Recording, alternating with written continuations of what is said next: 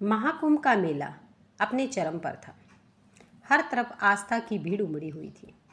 उसी दिन पटना से एक महिला भी अपने बेटे के साथ महाकुंभ जाने का प्लान बनाती है, लेकिन उसे नहीं पता था कि संगम के पवित्र जल में स्नान करने का सपना उसकी जिंदगी में एक नई परीक्षा ले आएगा। सरिता के लिए यह मेला किसी परीक्षा से कम नहीं था, क्योंकि उसके साथ मेला में कुछ ऐसा हुआ जिसके बारे में वह सपने में भी नहीं सोच सकती थी। सरिता अपने 5 साल के बेटे श्याम को लेकर प्रयागराज के महाकुंभ के लिए निकली थी। भीड़ इतनी ज़्यादा थी कि वह अपने बच्चे को गोद में उठाकर चल रही थी, लेकिन उसके पास सामान भी था। ऐसे में इतना वजन उठाकर चलना उसके लिए मुश्किल हो रहा था। मेला रेलवे स्टेशन से 4 किलोमीटर दूर था और वह बहुत ज़्यादा थक गई थी। इसलिए उसने बच्चे को गोद से उतारा और हाथ पकड़कर पैदल चलने लगी। लेकिन भीड़ में धक्का लगने की वजह से बार बार उसका हाथ श्याम से छूट जा रहा था। इसलिए उसने बच्चे का हाथ अपने पल्लू से बांध रखा था, ताकि अगर हाथ छूट भी जाए तो वह कहीं खो न जाए। लेकिन नियति को कुछ और ही मंजूर था। 4 घंटे पैदल चलने के बाद सरिता संगम स्थल पर पहुंच गई। शाही स्नान का दिन था, इसलिए पहले उसने अपने बच्चे को पानी से नहलाया, फिर उसके कपड़े बदले। इसके बाद वह खुद नहाने के लिए जाने लगी। उसने अपने 5 साल के बेटे को सीढ़ियों के किनारे खड़ा किया और अपना सामान उसके पास रख दिया। उसने श्याम से कहा कि मैं जल्दी से नहा कर आती हूँ, तुम यहाँ से कहीं मत जाना। बच्चे ने भी मुंडी हिलाते हुए कहा और वहीं बैठ गया। नहाते समय संगम में भीड़ ज़्यादा थी। सरिता की कुछ ही पलों के लिए नज़र हटी। जब वह वापस लौटी तो श्याम उसे वहाँ नहीं मिला। सरिता का सामान वही था, लेकिन श्याम नहीं दिख रहा था। वह टेंशन में आ गई और ज़ोर ज़ोर से शाम शाम चलाने लगी। तभी उसकी निगाहें मेले में एक दुकान के पास पड़ी। श्याम वहाँ खड़ा हुआ था, दुकानदार से टॉफ़ी मांग रहा था। वह फ़ौरन उसके पास गई और उसे चिल्लाने लगी। उसने उससे गुस्से में कहा, मैंने तुम्हें कहा था ना कहीं नहीं जाना, फिर तुम क्यों सामान छोड़कर आए? माँ को गुस्सा होता देख बच्चा रोने लगा। माँ श्याम से बहुत ज़्यादा नाराज़ थी, क्योंकि महाकुंभ मेले में कोई होता है तो जल्दी मिलता नहीं। बच्चे को सामान के पास नहीं देखकर सरिता बहुत ज़्यादा चिंता में आ गई थी। बच्चे को गुस्सा करते हुए माँ ने फिर से अपनी साड़ी के पल्लू से उसका हाथ बांध दिया। उसे अब डर हो गया था कि कहीं बच्चा सच में न खो जाए। अगर ऐसा होगा तो वह अकेले करोड़ों की भीड़ में उसे कहाँ ढूंढेगी। सरिता अकेले ही अपने बच्चे का पालन पोषण करती थी। बच्चे के पास उसकी माँ के अलावा और कोई नहीं थी। धीरे धीरे अब अंधेरा होने लगा था और अब वह इतनी रात को वापस अपने गांव नहीं जा सकती थी। उसकी ट्रेन अगले दिन की थी, इसलिए रात उसे मेले में ही गुजारनी पड़ी। वह जानती थी कि मेले में उसे लेट होगा ही, इसलिए उसने ट्रेन अगले दिन की बुक की थी।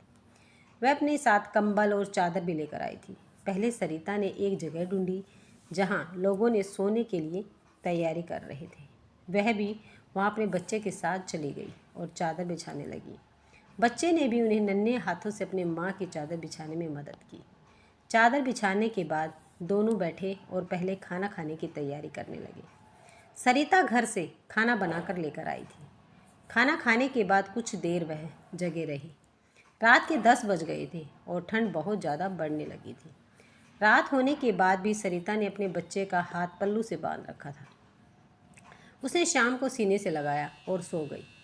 लेकिन जब सुबह सरिता की आंख खुली तो श्याम वहाँ नहीं था। सरिता के पल्लू को गांठ अभी भी बंधी हुई थी। सरिता ज़ोर ज़ोर से चिल्लाने लगी और रोने लगी। वह यहाँ वहाँ घबरा कर शाम शाम बुलाकर उसे ढूंढ रही थी। उसने आसपास के लोगों से भी श्याम के बारे में पूछा, लेकिन किसी ने भी श्याम को नहीं देखा था।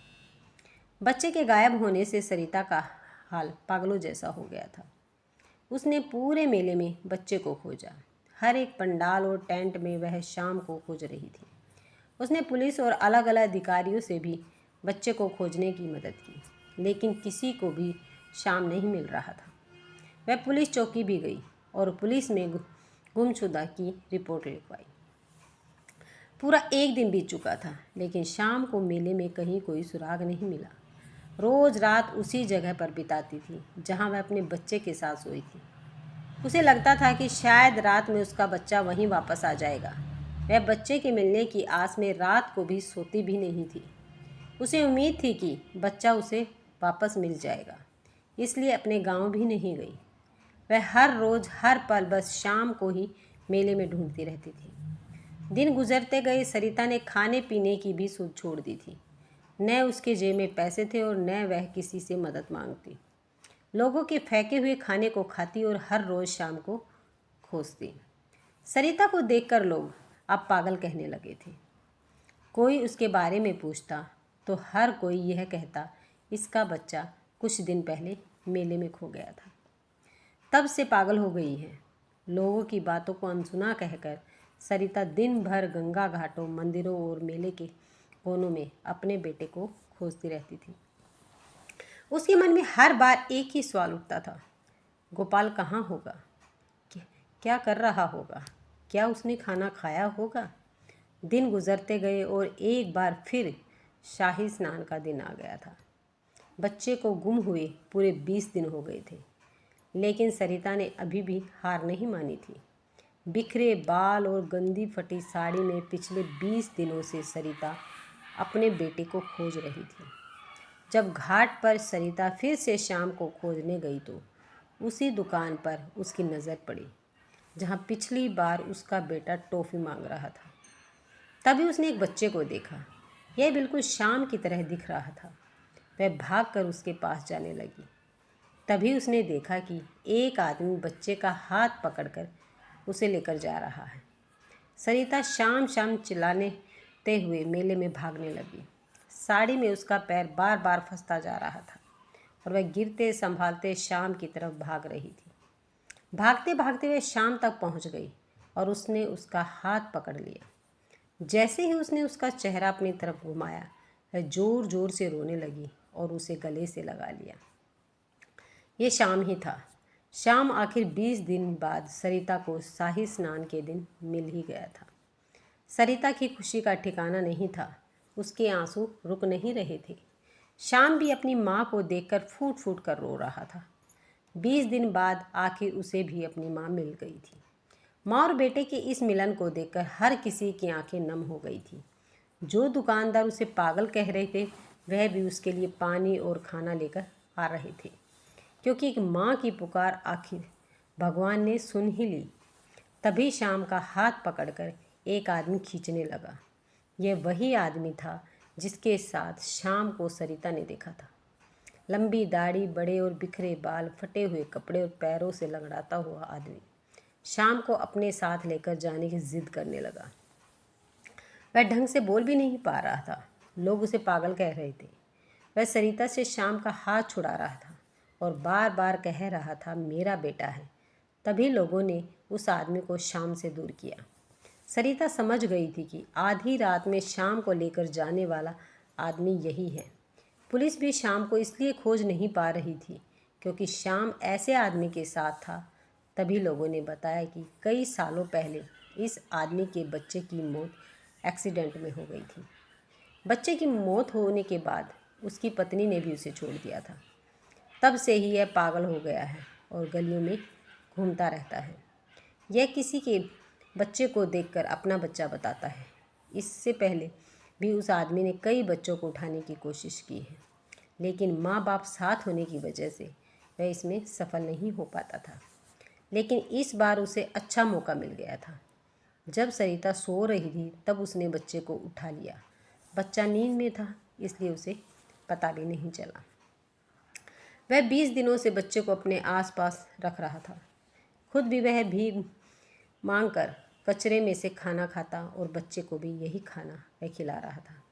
बच्चे के हालात बहुत ख़राब थे। उसको हाथ पैर में चोट आई हुई थी और कपड़े भी फट गए थे। 20 दिन से बच्चा एक ही कपड़े में घूम रहा था। आदमी की ऐसी हालत को देखकर सरिता भी उसकी भावनाओं को समझ रही थी। उसने लोगों से कहा कि उसे छोड़ दो और जाने दो। उसके हालात भी कुछ मेरे जैसे हैं। लोगों के छोड़ने के बाद आदमी डर से वहाँ से भाग गया।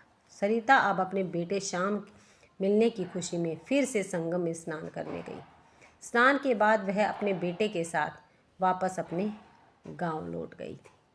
अगर आपको ये वीडियो पसंद आई तो वीडियो को लाइक शेयर और सब्सक्राइब करना ना भूलें।